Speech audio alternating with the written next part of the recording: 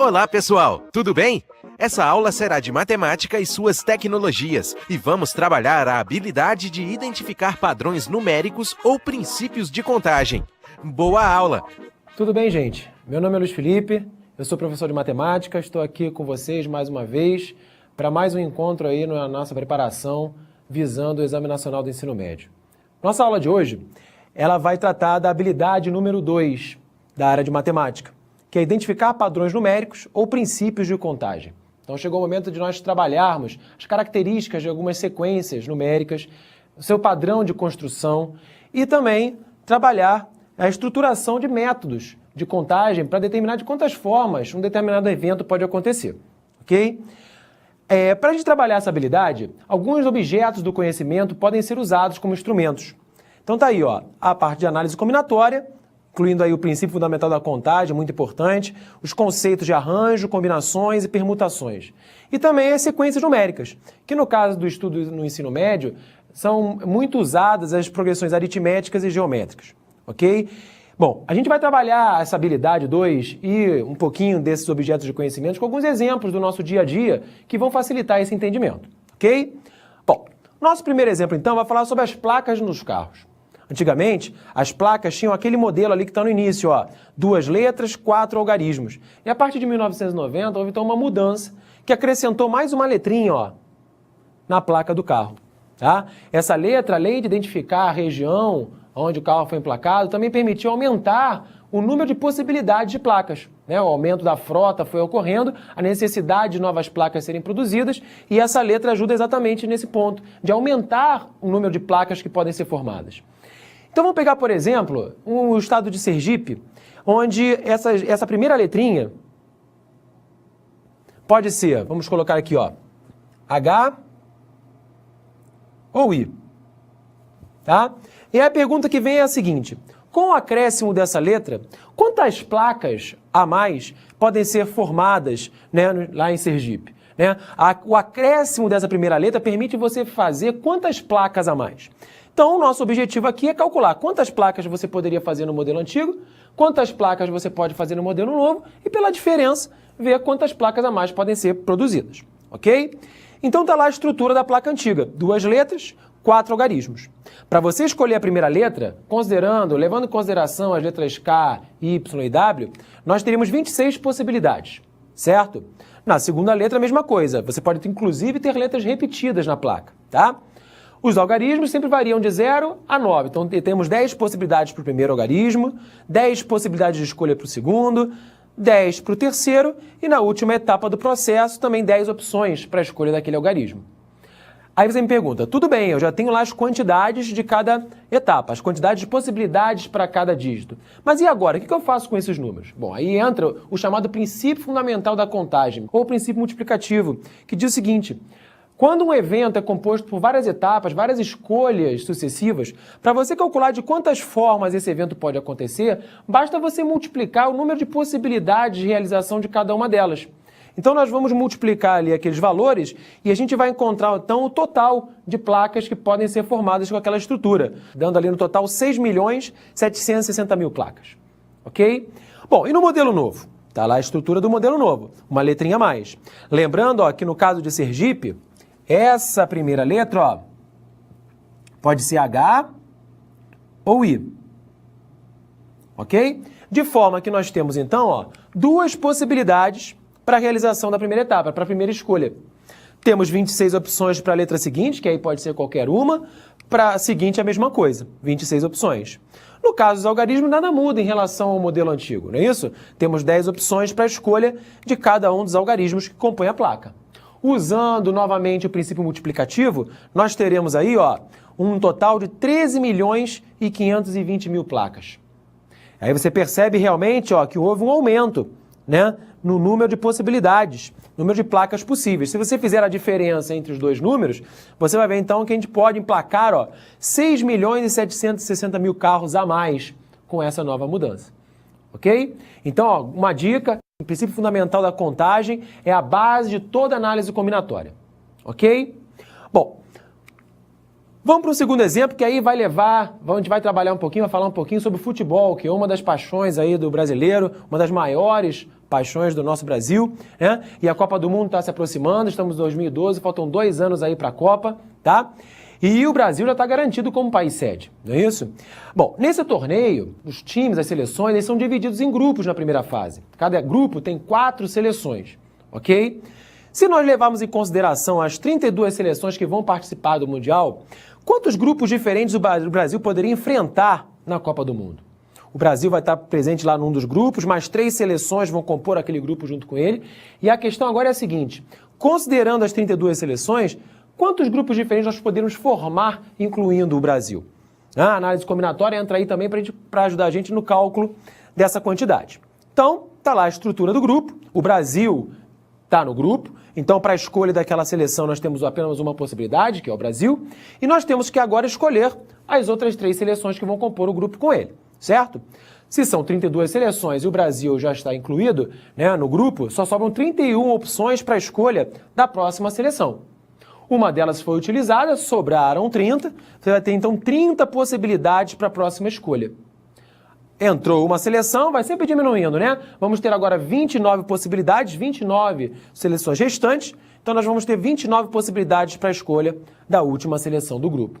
Aí você me diz o seguinte, bom, se eu já tenho o número de possibilidades para cada etapa, o princípio multiplicativo fala que é só eu multiplicar esses valores. É verdade, nós vamos multiplicar lá então os númerozinhos, 31, 30 e 29. Agora, o que a gente tem que levar em consideração nessa situação é o seguinte, quando você faz esse produto, você está levando em consideração, por exemplo, está considerando a possibilidade da primeira seleção escolhida ser a seleção da Alemanha, a segunda da Espanha e a terceira a Argentina.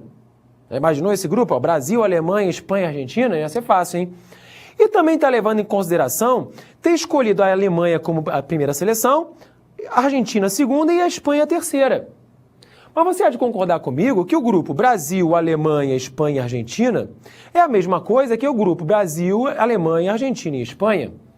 Então a gente é levado a concluir que nesse cálculo que nós estamos fazendo, nós estamos considerando o mesmo grupo mais de uma vez. Bom, então alguma coisa está errada, a gente vai ter que consertar. Na verdade, essas 6 possibilidades aqui, todas essas sequências, elas estão sendo consideradas naquele cálculo. E todas elas são iguais, é o mesmo grupo, é Brasil, Alemanha, Espanha e Argentina. Ok? Bom, se as 6 opções representam o mesmo grupo, isso indica pra gente que naquele cálculo que nós estamos fazendo, cada grupo está sendo contado 6 vezes. E se isso está acontecendo, o que a gente tem que fazer? Tem que dividir o resultado por 6. Se cada grupo está sendo contado 6 vezes, vamos consertar isso, vamos dividir aquela quantidade por 6. Então, pegando aquele produto, 31 vezes 30 vezes 29 dividido por 6, a gente vai achar lá um total de 4.495 possibilidades de formação do grupo. É lógico que a gente sabe que aquele grupo que eu dei como exemplo, né, da Argentina, Alemanha, Espanha e Brasil, é um grupo que não vai acontecer porque as principais seleções sempre ficam separadas, né, como cabeças de chaves do grupo. Mas a gente levou tudo em consideração para esse cálculo que nós estamos fazendo nesse exemplo, ok? O que nós fizemos aqui dentro da análise combinatória é o que nós chamamos de combinação. Calcular o número de combinações das 32 seleções, das 31 seleções, tomadas 3 a 3. Das 31 seleções, nós queríamos calcular de quantas formas poderiam formar um grupo de 3 para se juntar ao Brasil. Tá? O cálculo de combinações é muito importante e é uma outra dica aí para o seu estudo, ok?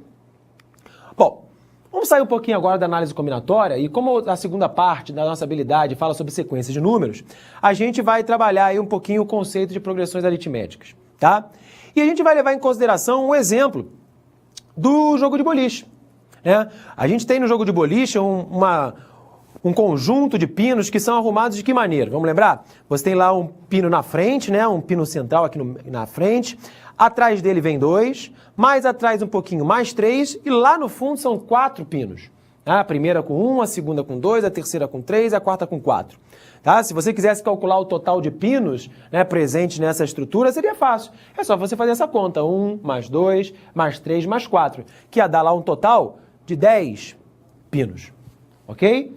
Dá pra gente contar na mão porque é um caso muito pequenininho. Mas imagina um jogo de boliche que ao invés de 4 fileiras de pinos, houvesse 15 fileiras de pinos. Quantos pinos a gente precisaria usar para compor essa estrutura, né, para fazer parte desse jogo? Bom, obviamente você vai me dizer assim, eu poderia ir calculando 1 mais 2 mais 3 mais 4 até chegar no 15. É verdade, só que seria um cálculo já mais complicado. O que a gente vai propor aqui é uma maneira um pouco mais fácil, um pouco mais simples de fazer esse cálculo, de fazer essa conta, ok? Então tá aí a continha que a gente tem que fazer, né? 1 mais 2 mais 3 até o 15. O que a gente percebe nessa sequência de números, e eu vou colocar aqui para vocês, é o seguinte, que na sequência 1, 2, 3, a diferença entre um termo e o termo seguinte, tá, é sempre de uma unidade. Ó, do 2 para o 3, ó, uma unidade. E assim vai, ó, sempre saltando de 1 em 1 até o final. Esse tipo de sequência, onde a diferença entre os termos é constante, é o que nós chamamos de progressões aritméticas. Tá? E existe uma maneira bem simples de você fazer o cálculo da soma dos termos de uma sequência desse tipo. É bom reparar nessa sequência que quando você soma o primeiro número lá, o 1, com o último, 15, o resultado dá 16. Quando você soma o segundo, que é o 2, com o 14, que é o penúltimo, a soma também dá 16. Nas progressões aritméticas, as somas dos termos que são equidistantes aos extremos é constante. E isso a gente pode usar para facilitar essa conta. Eu vou agora escrever a mesma soma, só que de trás para frente. A gente sabe que na soma, a ordem das parcelas não altera o resultado final. Então eu escrevi a mesma soma, só que de trás para frente. Ó, 15, mais 14, mais 13, mais 12, até chegar no 1.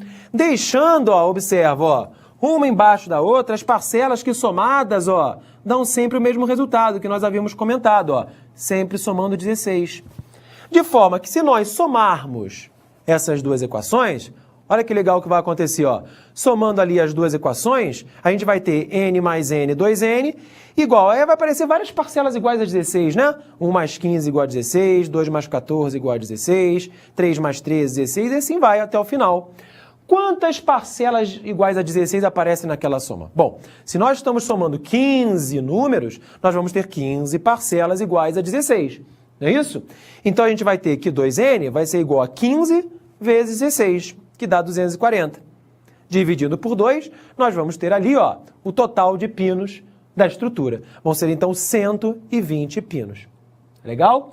Na verdade, existe uma fórmula que calcula a soma dos termos de uma progressão aritmética em função do primeiro termo, do último termo da sequência e da quantidade de números, tá? Essas fórmulas de termo geral, de soma de termos das sequências numéricas, principalmente das progressões aritméticas, que a gente chama de PA, e das progressões geométricas, que nós chamamos de PG, tá? É um outro detalhe, é um outro assunto que você também pode dar uma atenção especial no seu estudo para o Enem. É mais um objeto do conhecimento importante na sua preparação. Tá legal? Bom, gente, com isso a gente fechou esse nosso encontro de hoje. Espero que você tenha aproveitado e numa próxima oportunidade a gente volta para falar um pouquinho mais sobre matemática. Ok? Um grande abraço e até a próxima. Para desenvolver melhor essa habilidade, consulte a ficha de estudo número 32. Bom estudo e até a próxima aula!